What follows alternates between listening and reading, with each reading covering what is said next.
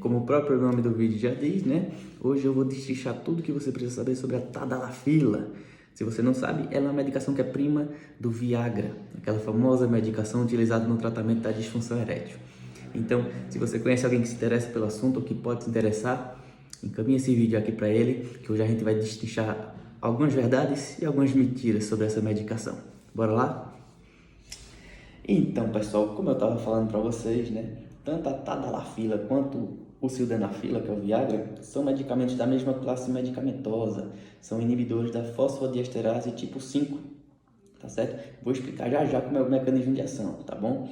Mas só para entrar aqui, só para introduzir para vocês, esses medicamentos são largamente utilizados no tratamento da disfunção erétil, tá certo? E só para entrar com um dado alarmante aqui, acredita-se que cerca de 150 milhões de homens no mundo sofrem de disfunção erétil e só 30% procuram por acompanhamento médico, provavelmente pelo tabu, pela vergonha de falar sobre o assunto, de assumir o problema. Então, esse vídeo também tem o intuito da gente quebrar um pouquinho desse tabu, né, e facilitar essa comunicação. Quanto mais fácil o homem conversar sobre isso, melhor para a gente conduzir aqui, tá certo? Na grande maioria dos casos, a disfunção erétil está relacionada com algum problema orgânico, como diabetes, hipertensão, dislipidemia, obesidade, etilismo, algum fator hormonal. Tudo isso tem que ser investigado e descartado. E é uma grande causadora de depressão no homem, galera. O cara que sofre de disfunção erétil está muito propenso a ter sintomas depressivos ou de ansiedade. Então, a gente melhorando a gente melhora muito a qualidade de vida desse cara. Tá certo, pessoal? Como eu falei, são inibidores da fosfodiesterase tipo 5, tá certo? De forma resumida, o mecanismo de ação está muito relacionado ao facilitar a ação do óxido nítrico. Se vocês já viram meu vídeo sobre o nitrato que eu gravei, eu falo um pouquinho do óxido nítrico, do seu efeito vasodilatador, certo? E essas medicações, os inibidores da fosfodiesterase tipo 5, facilitam essa vascularização, então facilita a chegada de sangue na região peniana, o que promove uma ereção mais potente e mais duradoura, tá certo? Como eu falei, as drogas mais famosas dessa classe são o Sildenafila, que é o Viagra, e a Tadalafila, e existem algumas diferenças entre elas, tá certo? A começar, né, pela meia-vida, que talvez seja a principal diferença, tá certo? A Tadalafila, ela tem uma meia-vida maior, de torno de 17 horas e meia, ou seja, com essa meia-vida, ela vai agir, vai ter uma janela terapêutica, uma janela de ação de cerca de 36 horas, 2 dias e meio, quase 3, agindo ali. O pico de ação é 2 horas depois que você toma, mas ela vai agir por cerca de 36 horas. Enquanto que o Sildenafila, que é o Viagra, ele até tem um efeito, uma ação mais rápida, em torno de meia hora, mas dura ali em torno de 8, tá certo? Então, começa mais cedo, mas termina também bem mais cedo, tá bom? A Tadalafila, ela pode ser utilizada de duas formas, tá certo? Ela tem a apresentação de 5 mg e de 20 mg, tá bom? A apresentação de 5 mg ela é mais utilizada em uso diário, tá certo? Tem algumas vantagens e desvantagens de cada uso. A de 20 mg geralmente é prescrita no que a gente chama de prescrição on demand, que é o quê? É quando o paciente precisar da medicação, precisar do efeito dela, ele faz o uso, tá certo? Algumas vantagens e desvantagens de cada método, tá certo? A apresentação diária de 5 mg tem a vantagem de, como você está usando a medicação todo dia, tá certo? Ela torna as relações sexuais um pouco mais naturais, digamos assim, tá certo? Enquanto que on demand, ou seja, na necessidade, né, quando você precisar, causa uma certa ansiedade no paciente. Como eu falei, a medicação ela tem seu pico de ação em 2 horas. Então, às vezes, o homem, né, vai ter aquela relação ali, toma a medicação e fica ansioso pelo efeito, para a medicação fazer efeito, tá certo? Para começar, a Tadalafila só faz efeito sob estímulo sexual, tá certo? Então, se você está lá no trabalho, com a mente ocupada, você não vai ter uma ereção, a não ser que você esteja usando uma dose um pouco alta, tá certo? Então, esse também é um efeito dela, tá bom? Além disso que essa dose de 20 mg on demand, né, como é uma dose maior de uma vez só, ela está mais predisposta a causar efeitos colaterais, tá bom? Vou falar daqui a pouco sobre os colaterais. E tem essa questão de não deixar a relação tão natural, tá certo? Porém, ela promove realmente ali um efeito talvez um pouco mais forte, tá certo? Uma ereção um pouco mais potente, tá bom? Como eu falei, efeitos colaterais, os mais comuns: rubor facial, congestão nasal e dor de cabeça. São efeitos colaterais que geralmente cessam se você deixar de usar, tá bom? E um efeito colateral que pode acontecer, se você utilizar uma dose muito alta, né, pode ter um chamado priapismo, que é uma ereção de duração prolongada, sem desejo sexual e que causa dor, tá certo? Então, assim, é mais relacionado realmente a doses altas, tá certo, pessoal? Contraindicações, tá bom? E aí vem a parte mais de mitos sobre esses medicamentos.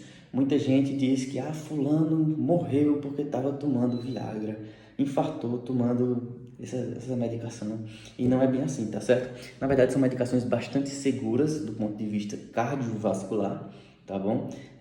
Não tem um aumento da chance de infarto nem de nada disso você usando essas medicações, tá certo? O que leva ao mito, na verdade, é porque, por ser um vasodilatador, ou seja, quando você promove vasodilatação, você reduz a pressão, tá certo?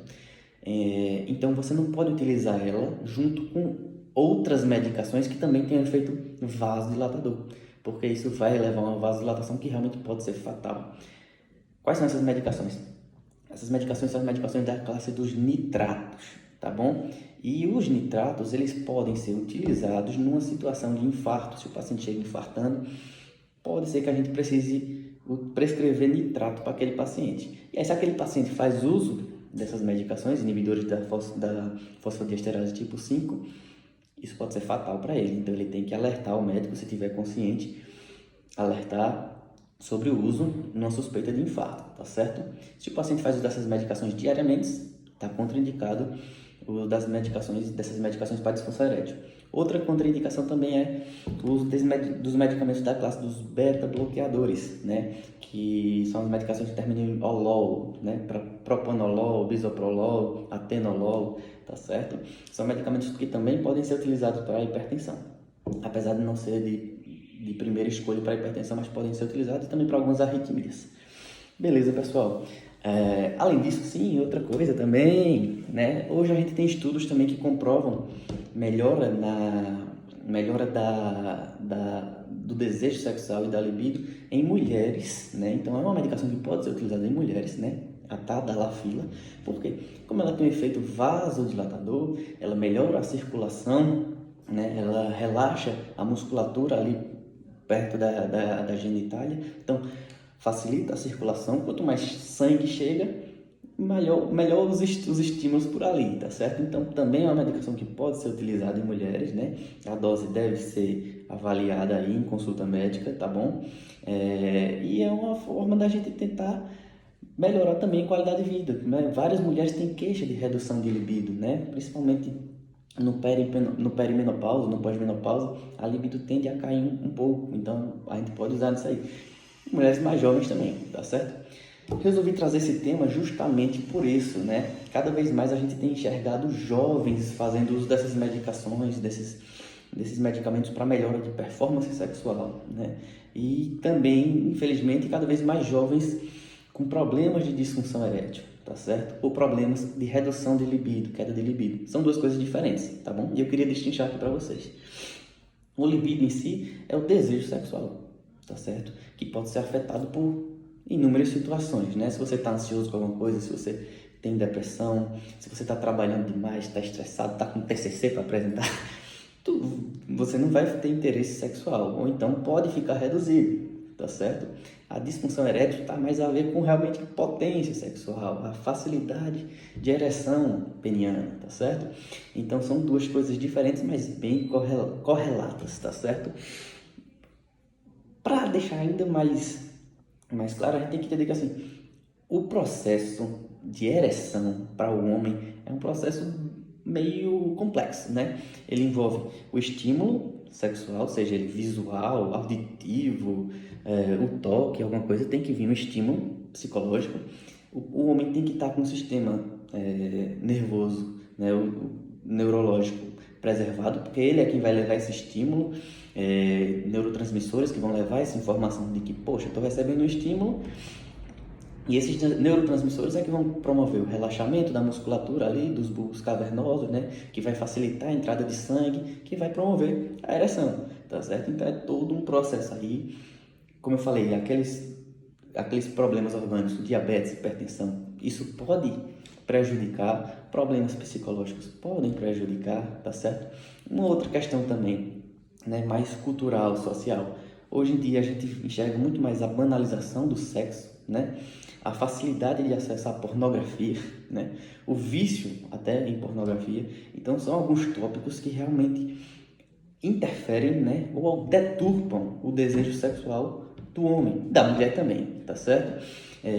Além da sociedade em que a gente vive hoje, onde tudo é muito acelerado, tudo exige concorrência, exige preparo, né? Exige atualização, então a gente tem que estar sempre 1001 ao mesmo tempo. Tudo isso pode levar a uma queda no interesse sexual, tá certo? Então, esse é um dos motivos que a gente vem enxergando um aumento da procura cada vez mais de jovens por esses medicamentos. Beleza, pessoal?